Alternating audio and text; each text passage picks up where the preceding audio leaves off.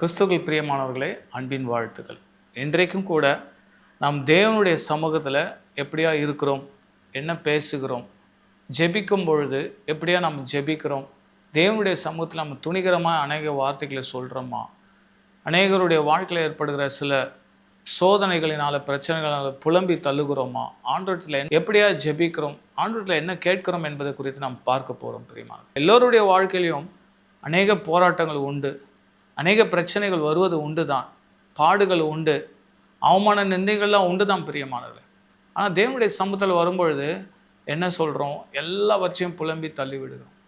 ஐயோ, இந்த வாழ்க்கை என்னால் வாழ முடியாது, எல்லாவற்றையும் நான் விட்டுட்டு வந்தேன், எல்லாவற்றையும் விட்டுட்டு நான் ஊழியத்துக்காக நான் வந்தேன், நான் உண்மையாக இருக்கிறேன், ஏன்னா என் வாழ்க்கையில் ஆனாலும் இப்பேற்பட்ட ஒரு சூழ்நிலை வந்திருக்குது, இதெல்லாம் நான் பார்க்கணுமா, இருப்பதை விட நான் மறிப்பது நல்லதாயிற்று என்று அநேக தேவனுடைய சமூகத்திலே சொல்லி புலம்புவது உண்டு பிரியமானவர்களே.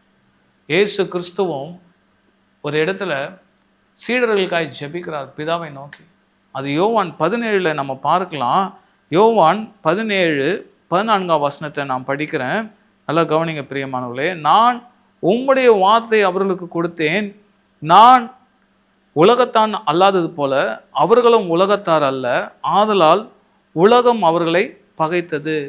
நான் உம்முடைய வார்த்தையை அவர்கள் கொடுத்தேன், நான் உலகத்தான் அல்லாதது போல அவர்களும் உலகத்தார் அல்ல, ஆதலால் உலகம் அவர்களை பகைத்தது. ஆண்டவராகிய இயேசு கிறிஸ்து இந்த பூமியில் இருக்கும் பொழுது பிதாவை நோக்கி தம்முடைய சீடர்களுக்காக அவர் ஜெபிக்கிறார். பிரியமான, நான் உம்முடைய வார்த்தையெல்லாம் கொடுத்தேன், நான் எப்படி உலகத்தான் இல்லையோ, உலகம் என்னை எப்படி பகைக்கிறதோ அதே போல என்னுடைய சீடர்களாக இவர்கள் உம்முடைய பிள்ளைகளை இந்த உலகம் பகைக்கிறது, வெறுக்கிறது.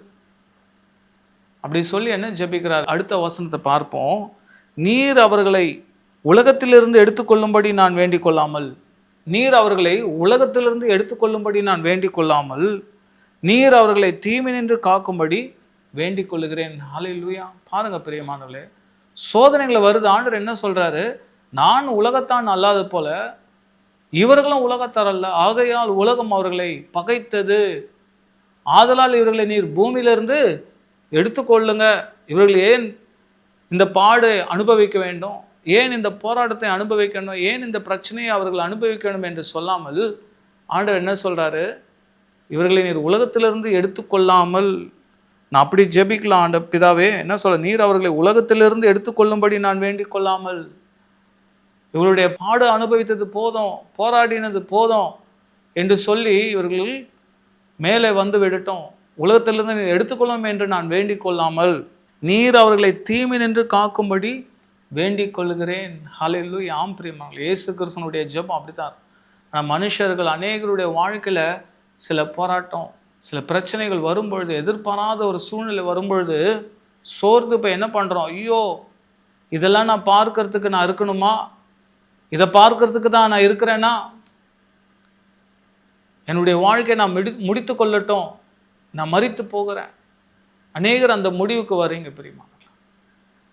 வேதத்தில் நம்ம பார்க்கும் பொழுது ஒரு பெரிய ஒரு தீர்க்கதரிசி இருந்தார், தேவனால் அபிஷேகம் பண்ணப்பட்ட ஒரு தீர்க்கதரிசி, தேவனால் தெரிந்து கொள்ளப்பட்ட ஒரு தீர்க்கதரிசி தான் அது எலியா என்கிற ஒரு தீர்க்கதரிசி. அவருடைய வாழ்க்கையில் பெரிய பெரிய அற்புதங்களை ஆண்டவர் செஞ்சார். எலியாவை கொண்டு பெரிய அற்புதம், ஆச்சரியமான காரியங்கள், பிரமிக்கத்தக்கதான பெரிய காரியங்கள் ஆண்டவர் செஞ்சார். வானத்திலிருந்து அக்கினியை கொண்டு வராரு, எலியாவினுடைய உத்தரவு இல்லாமல் மழை வராது, மரித்தவர்களை உயிரோடு எழுப்புறாரு ஆண்டவர். எலியாவை கொண்டு பலத்த காரியங்களை செய்த ஆண்டவர்.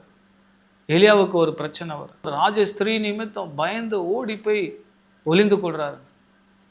அவ்வளவு வல்லமையான காரியங்களை செய்த ஒரு எலியா, ஆண்டவருக்காக வைராக்கியமாக இருந்த எலியா, ஒரு சேலஞ்ச் பண்ணி இருக்கும் பொழுது வானத்திலிருந்து அக்கினியை கொண்டு வந்த எலியா என்ன பண்ணுறாருங்க, ஒரு சூழ்நிலை வருது, ஒரு ராஜஸ்திரீ நிமித்தம் பயந்து ஓடி போய் ஒளிந்து கொள்கிறாரு. என்னன்னு ஜெபிக்கிறாரு?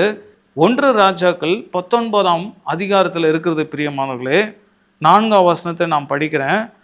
அவன் வனாந்தரத்தில் ஒரு நாள் பிரயாணமாய் போய் ஒரு சூரை செடியின் கீழ் உட்கார்ந்து தான் சாக வேண்டும் என்று கோரி, போதும் கர்த்தாவே, என் ஆத்துமாவை எடுத்துக்கொள்ளும், நான் என் பிதாக்களை பார்க்கிலும் நல்லவன் அல்ல என்று சொல்லி பாருங்க. ஆண்டவர் பிள்ளைகளே, ஆண்டவர் நோக்கி என்னன்னு ஜெபிக்கிறார் எலியா?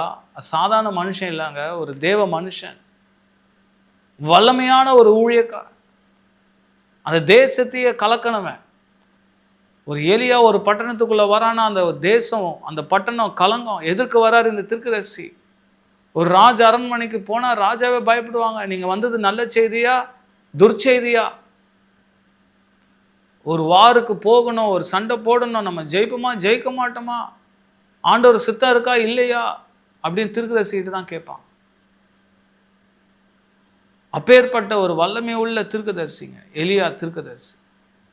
அவன் ஒரு ஸ்திரீ நிமித்தம் பயந்து, தன்னுடைய பிராணனுக்காக பயந்து என்ன பண்றாருங்க, ஒரு சூர செடியின் கீழே போய் படுத்துக்கிட்டு ஆண்டவர் நோக்கி பார்க்குறாரு. போதும் கர்த்தாவே, என் ஆத்மாவை எடுத்துக்கொள்ளும், நான் என் பிதாக்களை பார்க்கிலும் நல்லவன் அல்ல என்று சொல்லி ஒரு சூறை செடியின் கீழ் படுத்துக்கொண்டு நித்திரை பண்ணினான். பாருங்க பிரியமா, அநேகருடைய வாழ்க்கையில் அப்படிதாங்க. தேவ சமூகத்தில் வந்துட்டு, போதும் ஆண்டவரே, என் வாழ்க்கையை நீங்கள் முடித்துடுங்க, இனிமேல் என்னால் வாழ முடியாது, இந்த வாழ்க்கை அவ்வளோதான், எவ்வளோ நான் கஷ்டப்பட்டேன், எவ்வளோ பாடுபட்டேன், எவ்வளோ பிரயாசப்பட்டேன், ஒரு பிரயோஜனமும் இல்லை, என் வாழ்க்கையில் ஒரு பிரயோஜனமும் இல்லை, இதுதான் என்னுடைய வாழ்க்கையினுடைய ஒரு முடிவு, நான் வாழ்க்கையின் எல்லைக்கே வந்துட்டேன்ட்டு அநேகர் சொல்லுவது உண்டு பிரியமா. அப்பேற்பட்ட ஒரு எலியாவே சொல்லும் பொழுது நம்மலாம் ஏமாத்துறோம். ஆனால் அந்த நேரத்தில் இயேசு கிறிஸ்துவினுடைய ஜெபத்தை பார்க்கணும். அவர் என்ன சொல்றார்? யோவான் 17 நம்ம பார்த்த பிரகாரம், நீர் அவர்களை உலகத்திலிருந்து எடுத்துக்கொள்ளும்படி நான் வேண்டிக் கொள்ளாமல் நீர் அவர்களை தீமை நின்று காக்கும்படி வேண்டிக் கொள்கிறேன். ஹல்லேலூயா. ஆம் பிரியமானவர், நமக்கு சோதனைகள் வரும், பிரச்சனைகள் வரும், அது நம்முடைய வாழ்க்கையினுடைய முடிவு கிடையாது. எலியா இந்த வாழ்க்கை போதும், இதுதான் என்னுடைய முடிவு என்று நினைத்து கொண்டார். நம்முடைய வாழ்க்கையில் நம்மளே ஒரு முடிவுக்கு வந்துடும், இதுக்கப்புறம் என்னுடைய வாழ்க்கையில் என்னால் இருக்க முடியாது, என் வாழ்க்கை அவ்வளோதான், இதுதான் என்னுடைய முடிவு என்று அநேகர் சொல்வது உண்டு பிரியமானவர். ஆனால் ஆண்டவருடைய வார்த்தை அதற்கு எதிர்மறையாக இருக்குது. சோதனை வரும், பிரச்சனைகள் வரும், நான் ஆண்டவர் என்ன சொல்கிறாரு? சோர்ந்து போகாத, சோர்ந்து போகாத. ஏன்னா எலியாவை பார்த்து ஆண்டவர் சொல்றார் பிரியமானவர்களே, 1 ராஜாக்கள் 19:9 பார்ப்போம். ஆண்டவர் வராரு அவனை பார்ப்பதற்காக. அங்கே அவன் ஒரு கெபிக்குள் போய் தங்கினான். ஆண்டவர் அதுக்கு முன்னால் சொல்லி அனுப்புறாரு, நீ எங்கே வந்திருக்கிற? சூறை செடியின் கீழே இருக்கிறிய. ஒரு தூதனை அனுப்பி தட்டி எழுந்துரு சொல்லி போஜனம் பண்ணும்படி சொல்லி ஆண்டவர் என்ன சொல்றாரு? 8 படிக்கிறேன். அப்பொழுது அவன் எழுந்திருந்து புசித்து குடித்து அந்த போஜனத்தின் பலத்தினால் 40 நாள் இரவும் பகலும் ஓரேப் என்னும் தேவனுடைய பர்வத்து மட்டும் நடந்து போனான். அங்கே அவன் ஒரு கெபிக்குள் போய் தங்கினான். இதோ கர்த்தருடைய வார்த்தை அவனுக்கு உண்டாகி அவர், எலியாவே, இங்கே உனக்கு என்ன காரியம் என்றார். பாருங்க, உனக்கு நான் ஊழியெல்லாம் கொடுத்துருக்கிறேன், நீ அதை விட்டுட்டு இங்கே வந்து உட்கார்ந்துட்டு இருக்கியே. சோர்ந்து போய் காணப்படும் பொழுது ஆண்டவர் அவனுக்கு போஜனம் கொடுத்து அவனை பலப்படுத்துறார். அவன் எழுந்து போகிறான். 40 நாள் நடந்து போய் ஒரு கெபிக்குள்ளே போயிருக்கு. ஆண்டவர் என்ன சொல், அங்கேயும் வர விடல ஆண்டவர்.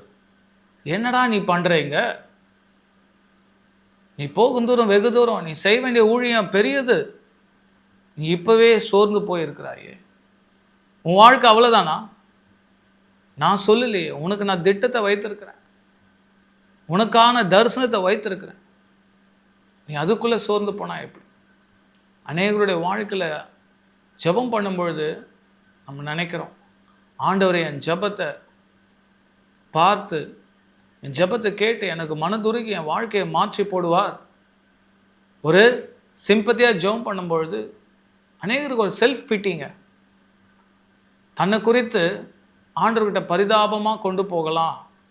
உண்மையாக நம்ம வாழ்க்கையில் தாங்க முடியாத சில துன்பங்கள் கஷ்டங்கள் இருக்கும் பிரியமா.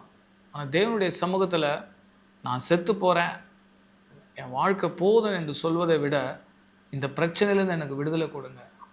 ஒருவேளை நம்ம அப்படி சொல்லணும்னா, என் வாழ்க்கை இதோட போதும், எனக்கு இந்த ஊழியம் வேண்டாம், இந்த வாழ்க்கை வேண்டாம், இந்த நபர் வேண்டாம், இந்த பதவி வேண்டாம் என்று சொல்லும் பொழுது ஆண்டவர் அதை கேட்பார் பிரியமானவர்.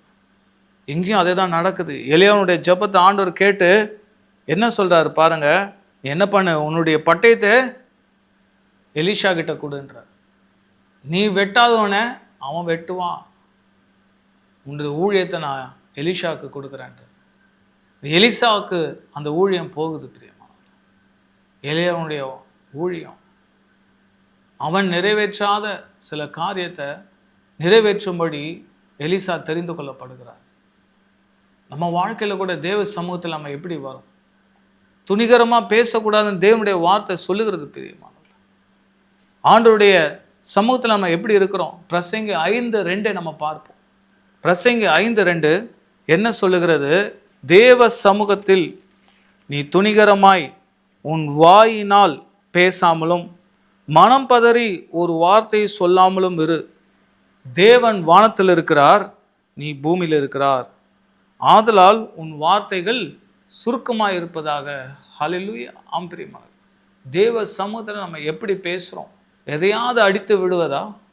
புலம்பி தள்ளுவது, ஐயோ இவங்கனால பிரச்சனை, அதனால பிரச்சனை, எனக்கு இந்த வாழ்க்கை வேண்டாம், இது வேண்டாம், அது வேண்டாம், இந்த மனுஷன் வேண்டாம், இந்த ஊழியம் வேண்டாம், இந்த பிஸ்னஸ் வேண்டாம், இது வேண்டாம் ஆண்டவரே, அது வேண்டாம் ஆண்டவரே, இதுக்காகவா நான் வந்தேன், என் வேலையை விட்டுட்டு வந்தேன், இதை விட்டுட்டு வந்தேன், குடும்பத்தை விட்டுட்டு வந்தேன், உமக்காக வந்தேன், என் வாழ்க்கையில் எப்படி ஆயிடுச்சு, நான் பார்க்கக்கூடாதெல்லாம் பார்க்குறேன்னு அனுமதிக்கிறீங்களே, இந்த அவமானத்தெல்லாம் நான் பார்க்குறேன்னு என்று சொல்லி நான் பேசாமல் என் வாழ்க்கையை நான் முடித்து கொள்கிறேன், என் ஜீவனை எடுத்துக்கோங்கன்னு அநேக சொல்வது உண்டு பிரியமான. ஆனால் ஆண்டுடைய வார்த்தை என்ன சொல்லுது? தேவ சமூகத்தில் நீ துணிகரமாய் உன் வாயினால் பேசாமலும் மனம் பதறி ஒரு வார்த்தையும் சொல்லாமலும் இரு. தேவன் வானத்தில் இருக்கிறாய், நீ பூமியில் இருக்கிறாய், ஆதலால் உன் வார்த்தைகள் சுருக்கமாய் இருப்பதாக. ஆம்பரியமானது. நம்ம அநேகருடைய வாழ்க்கையில் போராட்டங்கள் வருவது உண்டுங்க, பிரச்சனை இருக்க தான் செய்யும். ஆனால் தேவனுடைய பிள்ளைகளுடைய வாயிலிருந்து ஆண்டவர் எதை எதிர்பார்க்குறாரு? மரணத்தையா ஜீவனையா? அநேகர் நினச்சா நான் போனால் தான் தெரியும், நான் செத்தால் தான் தெரியும், நான் இருக்கிற வரைக்கும் உங்களுக்கு தெரியாது, நான் போன பிறகு தெரியும், நான் போன பிறகு தெரியும். அநேக பெற்றோர்கள் சொல்வது உண்டுங்க, பெரியவங்க அப்படி பேசுவது உண்டு. நான் போனால் தான் தெரியும், நான் போனால் தான் தெரியும், நான் இருக்கிற வரைக்கும் உங்களுக்கு தெரியாது, நான் போகிறேன். ஆண்டவர் அதை கவனித்து கொண்டிருக்கிறார், பிசாசும் அதை பார்த்துட்டு இருக்கார். நம்முடைய வாழ்க்கையில் என்ன பேசுகிறோம், நம் நாவிலிருந்து என்ன வார்த்தை வருது? அநேகருக்கு ஆண்டவர் அநேக திட்டங்களை வைக்கிறாருங்க. வெளியிலேருந்து வர தடைகளை பார்க்கலாம், நம்ம வாயிலிருந்து வருகிற சில வார்த்தையினால, நெகட்டிவான வார்த்தையினால அந்த திட்டங்கள் நம்முடைய வாழ்க்கையில் வந்து நிறைவேறுவது கிடையாதுங்க. மோசேனுடைய வாழ்க்கையில் கூட அவன் பதறி பேசினான் என்று வேதம் சொல்லுகிறது பிரியமாக. மோசேயும் பார்த்தீர்கள் என்றால் ஒரு வல்லமையான ஒரு தீர்க்கதரிசி. இஸ்ரவேல் ஜனங்களை அடிமைத்தன தேசமாகிய எகிப்திலிருந்து விடுதலை பண்ணி அழைத்து வருவதற்கு தேவன் அவனை ஒரு தூதனாக அனுப்பினார். ஒரு விடுதலையின் தூதனாக மோசேயை ஆண்டவர் தெரிந்து கொண்டு அவனை கொண்டு பெரிய காரியங்களை செய்தார் பிரியமானவர். எகிப்து தேசத்தில் 10 வாதைகளினால எகிப்தரை வாதித்தார். செங்கடலை 2ஆக பிளந்தார் பிரியமானவர். கண்மலையிலிருந்து தண்ணீரை கொண்டு வந்த தேவன் காடைகளினால் அவர்களை போஷித்தார், மன்னாவினால் போஷித்தார். அநேக அற்புதங்கள், அடையாளங்கள், அதிசயங்களை ஆண்டவர் செய்தார். யாரை கொண்டு? மோசேயை கொண்டு செய்தார். அவ்வளோ ஒரு பெரிய மகத்தான ஊழியத்தை செய்து கொண்டிருந்த மோசே, வல்லமையான ஒரு ஊழியக்காரன். அவருடைய வாழ்க்கையில் சில போராட்டம், பிரச்சனை வருது. யாருனால வருது? சொந்த ஜனங்களினாலே வருது. அநேகருடைய வாழ்க்கையில் வேலை செய்கிற இடத்துல இருந்து, தன்னுடைய குடும்பத்திலேருந்து சில போராட்டம், சில பிரச்சனைகள் வருங்க, சில நெருக்கடிகள் வரும். நம்மளை மீறி நம்ம பேசும். ஆனால் ஆண்டவர் அதை பார்க்கிறார். ஆண்டவருக்கு அது பிரியமானதா? அநேக ஊழியர் கூட இதை கேட்டுட்டு இருக்கலாம். சோர்ந்து போகிற அளவுக்கு என்னால் முடியலங்க, என்னால் கண்ட்ரோல் பண்ண முடியல, என் பொறுமையை சோதிக்கிறாங்க, நான் எவ்வளவு தான் பொறுமையாக இருக்கிறது, என்னால் முடியல, என்னால் பேசாமல் இருக்க முடியல, என்னால் தாங்க முடியல, அவ்வளவு டார்ச்சராக இருக்குன்னு அநேகருடைய வாழ்க்கையில் சொல்வது உண்டு. அநேக குடும்பத்தில் சில சண்டைகள், சச்சரவுகள் வரும்பொழுது தேவனால் தெரிந்து கொள்ளப்பட்ட மனுஷர்களை மனம் பதறி பேசுவது உண்டுங்க. இந்த மோசே குறித்து நம்ம பார்க்கும் பொழுது அது சங்கீதத்தில் இருக்குதுங்க. சங்கீதம் 106 நான் உங்களுக்காக படிக்கிறேன். சங்கீதம் 106 32ஆம் வசனத்தை படிக்கிறேன் பாருங்க. மேரிபாவின் தண்ணீர்களிடத்திலும் அவருக்கு கடுங்கோபம் மூட்டினார்கள், அவர்கள் நிமித்தம் மோசேக்கும் பொல்லாப்பு வந்தது. பாருங்க, இஸ்ரவேல் ஜனங்கள் நிமித்தம் மோசேக்கும் பொல்லாப்பு வந்தது என்று பார்க்கிறோம். எப்படிங்க இஸ்ரவேல் ஜனங்கள் நிமித்தம் தேவனிடத்துல இருந்து மோசேக்கு பொல்லாப்பு வந்தது? அடுத்த வசனம் இப்படியா சொல்லுகிறது பார்ப்போம். சங்கீதம் 106:33 நான் படிக்கிறேன். அவர்கள் அவன் ஆவியை விசனப்படுத்தினதினாலே தன் உதடுகளினால் பதறி பேசினான். பாருங்க பிரியமானது, இஸ்ரவேல் ஜனங்கள் பயங்கரமா நெருக்கிறாங்க. அவங்களுடைய வாழ்க்கையில ஃபுல்லா முறுமுறுப்பு தாங்க. இவன் ஒரு மனுஷன், ஒரு தலைவன் லட்சக்கணக்கான மக்களை வழிநடத்தும் பொழுது எவ்வளோ கேள்வி. ஒருத்தன் வந்து கேட்பான், இது சரியில்லை, அது சரியில்லை, இது பிரச்சனை, அது பிரச்சனை. இன்னொருத்தன் வந்து நிற்பாங்க அது முடியறதுக்குள்ள. சில அவமானமான வார்த்தைகள், நிந்தான வார்த்தைகள் மோசேக்கு நேருக்கு நேராக சொல்லுவார். மோசே ஒரு சாந்த குணமுள்ள ஒரு மனுஷன். வேதம் சொல்லுகிறது அவனை போல பூமியில ஒரு சாந்த குணமுள்ள மனுஷன் இல்லைன்ட்டு. மோசேக்கு விரோதமாய் அவனுடைய சகோதரியும் அவனுடைய சகோதரனாகிய ஆரோனும் அவனுக்கு விரோதமாய் பேசும் பொழுது ஆண்டவரே கூப்பிடுறார், மிரியாம், ஆரோன் வாங்க. மோசே போல ஒரு சாதுவான மனுஷன், உத்தமமான மனுஷன், சாந்த குணமுள்ள மனுஷன் இந்த பூமியில இல்லை. நான் முகமுகமாய் அவனோடு பேசுகிறேன். மற்றவர்களிடத்தில் பேசுகிறேன்னா ஒருவேளை சொப்பனம் மூலயமா, தரிசனம் மூலயமா பேசுகிறேன். நான் மோசையோடு ஒரு சிநேகிதனோடு பேசுவது போல நான் முகமுகமாக பேசுகிறேன். அவனுக்கு விரோதமாக நீங்கள் பேசுனீங்களா என்று சொல்லி கர்த்தர் மோசேக்காக மோசனுடைய சகோதரர் வழக்காடுகிறார். அப்படி ஆண்டவர் மிரியாமுக்கு விரோதமாய் பேசின பொழுது கடிந்து கொண்ட பிறகு மிரியாம் வெண்குஷ்டம் வருது. அப்பேற்பட்ட ஒரு சாந்த குணமுள்ள ஒரு மனுஷங்க. மற்றவங்க சண்டை போட்டால் கூட வாய் திறக்க மாட்டார். வாயில்லா பூச்சின்னு வாங்கல, அது போல தான். அவ்வளவு நீடிய பொறுமை உள்ள ஒரு மனுஷன் மோசே. அவருக்கும் போராட்டம் வருது, அவருக்கும் பிரச்சனை வருது. அதுபோல் இந்த நிகழ்ச்சி பார்த்து கொண்டிருக்க அநேகருடைய வாழ்க்கையில் நான் ரொம்ப பொறுமைசாலி, அமைதியாக இருக்கிறேன், ஆனால் என்னால் முடியல, அதனால இதை நான் பேசுகிறேன், நான் பேசிட்டேன்.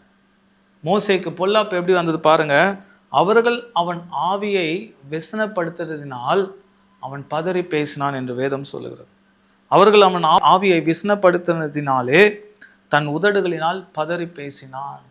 பாருங்க பிரியமான, மோசனுடைய வாழ்க்கையில் அவ்வளவு உண்மையாக உத்தமமாக இருக்கிறவன், சாந்த குணம் உள்ளவன், நீடிய பொறுமை உள்ளவன், அவனாலே முடியல. அதனால் என்ன வந்ததுங்க? பொல்லாப்பு வந்தது. நம்ம எவ்வளோ பெரிய ஆளாக இருக்கலாம், எவ்வளோ வலிமையான காரியங்களை செய்யலாங்க, ஆனால் எல்லாவற்றையும் ஆண்டவர் எங்கே வைத்திருக்காரு? நம்ம நாவில் வைத்திருக்காரு. நம்ம பதறி பேசுனா, கோபத்தில் ஒரு இரிட்டேட் ஆகி, ஒரு எரிச்சலில் ஏதாவது நம்ம பேசிட்டோம்னா அது ஆண்டவருக்கு பிரியமில்லாமல் போகுதுங்க. எலியாவுடைய ஜெபம் அப்படி தான் இருந்தது. சோர்ந்து போய் ஜெபம் பண்ணோம், போதும் கர்த்தாவே என் ஆத்துமாவை எடுத்துக்கொள்ளும். இங்கே மோசே என்ன சொல்லப்பட்டிருக்கு? அவர்கள் நிமித்தம், இஸ்ரவேல் ஜனங்கள் நிமித்தம் மோசேக்கும் பொல்லாப்பு வந்தது. அவர்கள் அவன் ஆவியை விசனப்படுத்தினதினாலே அவன் தன் உதடுகளினால் பதறி பேசினான் என்று பார்க்க. ஆண்டவருக்கு அது பிரியமா இல்லைங்க. அப்பேற்பட்ட ஒரு மோசே ஆனால் பதறி பேசும்பொழுது ஆண்டவர் சும்மா இல்லை. அவர் நீதி உள்ள தேவன். அதனால தான் மோசேக்கு பொல்லாப்பு வந்தது என்று இந்த வசனம் சொல்லுகிறது. 106ஆம் சங்கீதத்தில் நம்ம பார்க்கிறோம். நம்ம பதறி பேசுகிறோம் அநேக வேளையில். இன்னொரு தேவ மனுஷன் இருக்கான், யோபு என்கிற ஒரு தேவ மனுஷன். அவனுக்கு விரோதமாக சில சோதனைகள், போராட்டம் வருது. தேவ சமூகத்திலேயே போய் நிற்கிறான் பிசாசானவன். ஊரெல்லாம் சுற்றி வரும்பொழுது தேவன் கேட்குறாரு, டே எங்கடா போயிட்டு வர பிசாசு? உண்மையும் உத்தமுள்ள இந்த பூமியில் யோபை போல எந்த ஒரு உத்தமனும் இல்லை. அவன் மேலே கண் வைத்தாயோ அப்படின்னு கேட்கும்பொழுது அவன் என்ன சொல்கிறான்? பிசாசானவன், நீர் தான் அவனை சுற்றிலும் வேலி அடைத்து இருக்கிறீரே, அப்படி இருக்கும்பொழுது அவனை நான் டச் பண்ண முடியாதுன்றான். ஆண்டவர் என்ன சொல்றாரு? பரவாயில்ல, நீ சோதித்து பாருன்னும் பொழுது ஆண்டவருக்கு யோபு மேலே நம்பிக்கைங்க. என்னுடைய தாசன், அவன் என் பேரை கெடுக்க மாட்டான், என் தாசனாக யோபு என்னை மறுதளிக்க மாட்டான், எனக்கு விரோதமாக பேச மாட்டான் என்ற நம்பிக்கையினால பிசாசுகிட்ட சேலஞ்ச் பண்ணுறாரு. நீ போய் சோதித்து பாரு. நம்ம அநேகருடைய வாழ்க்கையில் சோதனைகள் வரோங்க, அது தேவனுடைய அனுமதியோடு தான் வரும். ஆண்டவரால் தெரிந்து கொள்ளப்பட்ட பிள்ளைகளுக்கு தேவனுடைய அனுமதி இல்லாமல், அவருடைய நாலேஜ் இல்லாமல் எந்த ஒரு பிரச்சனையும் நமக்கு வருவது கிடையாது பிரியமானவர்களே. ஏன்னா ஆண்டவருடைய வசனம் சொல்லுகிறது, யோவான் 16 ஆண்டவர் என்ன சொல்றாரு? உலகத்தில் உங்களுக்கு உபத்திரவம் உண்டு, ஆனாலும் திடன் கொள்ளுங்கள், நான் உலகத்தை ஜெயித்தேன். ஹல்லேலூயா. உலகத்தில் உபத்திரவம் உண்டு, ஆனாலும் திடன் கொள்ளுங்கள், நான் உலகத்தை ஜெயித்தேன். அப்படி என்ற உலகத்தை ஜெயித்த ஆண்டவராகிய இயேசு கிறிஸ்து உங்களுக்கும் எனக்கும் அந்த ஜெயத்தை கொடுக்க வல்லமையுள்ள தேவனாக இருக்கிறார். அதற்கு நம்ம என்ன செய்யணும்? சோர்ந்து போகாமல் வார்த்தையை பத்திரமாக காத்து கொள்ள வேண்டும். தேவனுடைய வார்த்தை அறிந்தவர்கள், கர்த்தரை அறிந்தவர்கள் தேவ சமூகத்தில் வரும்பொழுது பதறி போய் பேசுகிறோமா? நமக்கு உலக பிரகாரமான சில போராட்டங்கள், பிரச்சனைகள் எல்லாமே வரோங்க, நம்ம வாழ்க்கையில் வரத்தான் செய்யும். நம்முடைய சோதனைக்கு மேலாக நம்மளுடைய பொறுமையை சோதிக்கிற அளவுக்கு போராட்டம் வரும். யோபுக்கு அப்படி தான் வருது. யோபனுடைய வாழ்க்கையில் பிசாசானவன் பயங்கரமான சில பிரச்சனைகளை கொண்டு வரான். அவனுடைய பிள்ளைகளை இழக்கிறான். யோபு தன்னுடைய நிலங்கள், தன்னுடைய சொத்து எல்லாவற்றையும் இழந்துப்பான். எல்லாவற்றையும் இழந்து காணப்படுது. அவங்க மனைவியே யோபுக்கு விரோதமாய் பேசுகிறாங்க. அந்த நேரத்தில் யோபு எப்படி இருந்தான் பாருங்க. நான் உங்களுக்காக படிக்கிறேன் பாருங்க. யோபு 1:20 படிக்கிறேன். அவன் வாழ்க்கையில் பயங்கரமான போராட்டம், பிரச்சனை வரும்பொழுது அவன் என்ன சொல்றாரு? யோபு 1:20, அப்பொழுது யோபு எழுந்திருந்து தன் சால்வையை கிழித்து தன் தலையை சிரைத்து தரையில் விழுந்து பணிந்து, நிர்வாணியாய் என் தாயின் கற்பத்திலிருந்து வந்தேன், நிர்வாணியாய் அவ்விடத்துக்கு திரும்புவேன். கர்த்தர் கொடுத்தார், கர்த்தர் எடுத்தார், கர்த்தருடைய நாமத்துக்கு ஸ்தோத்திரம் என்றான். இவை எல்லாவற்றிலும் யோபு பாவம் செய்யவும் இல்லை, தேவனை பற்றி குறை சொல்லவும் இல்லை. ஹல்லேலூயா. பார்த்துக்கலாம் பிரியமானங்களே, இவை எல்லாவற்றிலும் யோபு பாவம் செய்யவும் இல்லை, தேவனை பற்றி குறை சொல்லவும் இல்லை. ஆம் பிரியமானங்களே, வேத வசனம் அது ரொம்ப குறிப்பாக ஹைலைட் பண்ணியிருக்கு. இவை எல்லாவற்றிலும் பார்க்கலாம், யோபு பாவம் செய்யவும் இல்லை, தேவனை பற்றி குறை சொல்லவும் இல்லை. அவனுக்கு அவ்வளோ பெரிய சோதனைங்க. ஒரே நாளில் ஐஸ்வர்யனாக இருந்தவன், மல்டி மில்லியனாக இருந்தவன், ஒரே நாளில் பரதேசி ஆகிறான். லிட்ரலாக உடம்பு முழுவதும் பருக்களால் நிறைந்து ஓட எடுத்துக்கொண்டு சுரண்டி கொண்டு இருக்க நாய்கள் வந்து அவனை நக்கிற அளவுக்கு ஆகுது. கோடீஸ்வரனாக இருந்தவன், செல்வந்தானா இருந்தவன், அந்த தேசத்தில் அவனுக்கு ஒரு பேர், செல்வாக்கு நிறைந்தவன். அவனுடைய பிள்ளைகளும் மரித்து போகிறாங்க ஒரே நாளில், எல்லாம் எரிந்து போகிறது. ஆனால் அவன் என்ன சொல்கிறான்? நிர்வாணியாய் வந்தேன், நிர்வாணியாய் போகிறேன். கர்த்தர் கொடுத்தார், கர்த்தர் எடுத்தார். இவை எல்லாவற்றிலும் யோபு பாவம் செய்யவும் இல்லை, தேவனை பற்றி குறை சொல்லவும் இல்லை. அடுத்த வசனம் பார்க்குறோம், 2ஆம் அதிகாரத்தில் அவங்களுடைய மனைவி வந்து சொல்கிறான், ஏண்டா எல்லாமே போயிடுச்சு, இன்னுமா நீர் உம்முடைய உத்தமத்தில் இருக்கிறீர், தேவனை தூஷித்து ஜீவனை விடும் என்று சொன்னார். நமக்கு யார் சொன்னாலும் பரவாயில்லைங்க, நம்ம முக்கியமான யாரை நம்பி இருக்கிறோமோ, தாயோ தகப்பனோ பிள்ளைகளோ கணவனோ மனைவியோ, நம்பிக்கையான ஆட்களை வந்து சொல்லும் பொழுது நமக்கு எப்படி இருக்கும்? வேதனையாக இருக்கும். அப்பொழுதும் யோபு என்ன பண்ணலை பாருங்க, என்ன சொல்றாரு? 2:9 அப்பொழுது அவன் மனைவி அவனை பார்த்து, நீர் இன்னும் உம்முடைய உத்தமத்தில் உறுதியாக நிற்கிறீரோ, தேவனை தூஷித்து ஜீவனை விடும் என்றாள். அதற்கு அவன், நீ பைத்தியக்காரி பேசுகிறது போல பேசுகிறாய், தேவன் கையில் நன்மை பெற்ற நாம் தீமையும் பெற வேண்டாமோ என்றான். இவைகள் எல்லாவற்றிலும் யோபு தன் உதடுகளினால் பாவம் செய்யவில்லை. ஹல்லேலூயா. பார்த்திருக்கீங்களா? வேதத்தில் குறிப்பாய் சொல்லப்பட்டிருக்கு, இவைகள் எல்லாவற்றிலும் யோபு தன் உதடுகளினால் பாவம் செய்யவில்லை. ஆம் பிரியமானவர், நம் உதடுகளினால் பாவம் செய்கிறோமா? ஆண்டவர் அதை குறிப்பாக பார்த்து கொண்டிருக்கிறார். பெரிய பெரிய ஊழியக்காரர்களாக இருக்கலாம், பெரிய வல்லமையான காரியங்களை செய்யலாம், ஆனால் சில பிரச்சனைகள், போராட்டங்கள், நமக்கு நெருக்கடிகள் வரும்பொழுது மனம் பதறி பேசுகிறோமா? தவறுதலாக நம்ம பேசிடுறோமா? நம்முடைய உதடுகளினால பேசிடுறோமா? மோசே அப்படி தானே பேசினார், மனம் பதறி பேசிட்டார். அநேக முறை நம்ம சொல்லுவோம் எக்ஸ்கியூசஸ், தெரியாம பேசிட்டேன், ஏதோ ஒரு டென்ஷனில் பேசிட்டேன், ஏதோ ஒரு பதஷ்டத்தில் பேசிட்டேன், ஒரு ஃப்ரஸ்ட்ரேஷனில் பேசிட்டோன்றோம். ஆனால் பிரியமானவர்களே, நம்ம வேதத்தில் இருந்து பார்க்கும் பொழுது அது நமக்கு பொருந்தாது. ஹல்லேலூயா. கர்த்தருடைய பிள்ளைகளாய் நாம் இருக்கும் பொழுது, அது எப்பேற்பட்ட எளியவாக இருந்தாலும், வல்லமையான ஒரு ஊழியக்காரன் மோசையாக இருந்தாலும் ஆண்டவர் அதை ஏற்றுக்கொள்ளவில்லைங்க. யோபு குறித்து பார்க்கும் பொழுது அவன் தன் உதடுகளினால் பாவம் செய்யவில்லை என்று பார்க்கும். ஆண்டவர் அங்கே தான் அதை குறித்து ரொம்ப ஹைலைட் பண்ணி வச்சிருக்கார். பெரியமானவர்களே, நம்முடைய வாழ்க்கையில் அநேக சோர்வான காரியங்கள், பிரச்சனைகள், போராட்டங்கள் வரும் தான். ஆனால் நம்ம எப்படி இருக்கிறோம், அதை எப்படி பார்க்குறோம்? ஏனென்றால் வேதவசனம் சொல்லுகிறது, நம் வேதத்தை அறிந்தவர்கள் பிரியமானவர்கள்.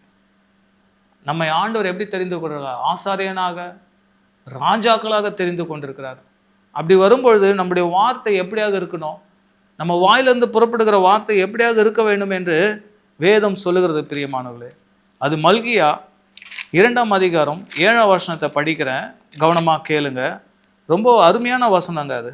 மல்கியா 2:7 என்ன சொல்லப்பட்டிருக்கு? ஆசாரியனுடைய உதடுகள் அறிவை காக்க வேண்டும். நம்ம சொன்னோம்ல, நம்மளை ஆண்டவர் எப்படி தெரிந்து கொண்டிருக்காரு? ஆசாரியனாக, ராஜாக்களாக தெரிந்து கொண்டிருக்காரு. வசனம் என்ன சொல்லுது? மல்கியா 2:7 ஆசாரியனுடைய உதடுகள் அறிவை காக்க வேண்டும், வேதத்தை அவன் வாயிலே தேடுவார்களே, அவன் சேனைகளுடைய கர்த்தரின் தூதன். ஹல்லேலூயா. பாருங்க பிரியமானவர்களே, நம்ம ஆண்டவர் என்ன சொல்றார்? கர்த்தருடைய தூதன். மனுஷர்கள் உலகத்தில் இருக்கிறவங்க நம்ம கிட்ட இருந்து என்ன எதிர்பார்ப்பாங்க?